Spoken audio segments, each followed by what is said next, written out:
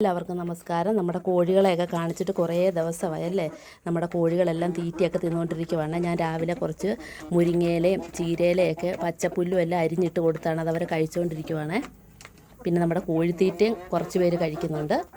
പിന്നെ കോഴികളൊക്കെ കുറച്ച് വലുതായിട്ടുണ്ട്, അവരുടെ സൗണ്ടൊക്കെ മാറിയിട്ടുണ്ട്.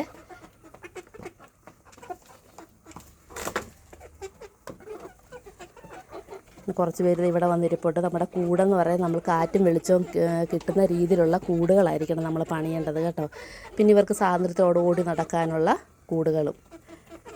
പിന്നെ നമ്മൾ വൈകിട്ട് സമയങ്ങളിൽ കുറച്ച് നേരം ഒരു 1.5 മണിക്കൂർ ഞാൻ ഏൻകുട്ട സ്കൂളിൽ നിന്ന് വന്നു കഴിയുമ്പോൾ കുറച്ച് നേരം ഞങ്ങൾ ഇതുങ്ങളെ ഒന്ന് വെളിയിൽ ഇറക്കി വിടുവേ.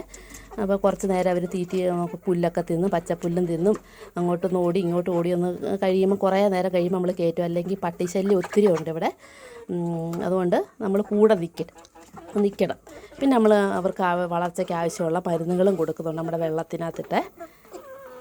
പിന്നെ കൂടുകളൊക്കെ എപ്പോഴും വൃത്തിയായിട്ട് ഞങ്ങൾ എല്ലാ ദിവസവും തൂക്കുന്നുണ്ട്. പിന്നെ ഈ അറക്കപ്പൊടിയാണ് ഞങ്ങൾ പുതിയതായിട്ട് ഇട്ട് കൊടുത്താണ്. പഴയതൊക്കെ ഞങ്ങൾ മാറ്റിയിട്ട് പുതിയ അറക്കപ്പൊടി ഇട്ട് കൊടുത്ത്.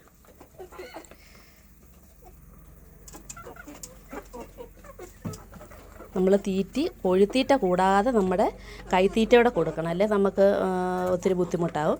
അപ്പം പച്ചപ്പുല്ല് ഇപ്പം ഒത്തിരി മഴ പെയ്തുകൊണ്ട് ഒത്തിരി ചീരയൊക്കെ കിളുത്ത് വരുന്നുണ്ട്, പച്ചച്ചീരയെ. അതൊക്കെ നമ്മൾ കുറേ കൊത്തി അരിഞ്ഞവർക്ക് കൊടുക്കാറുണ്ട്.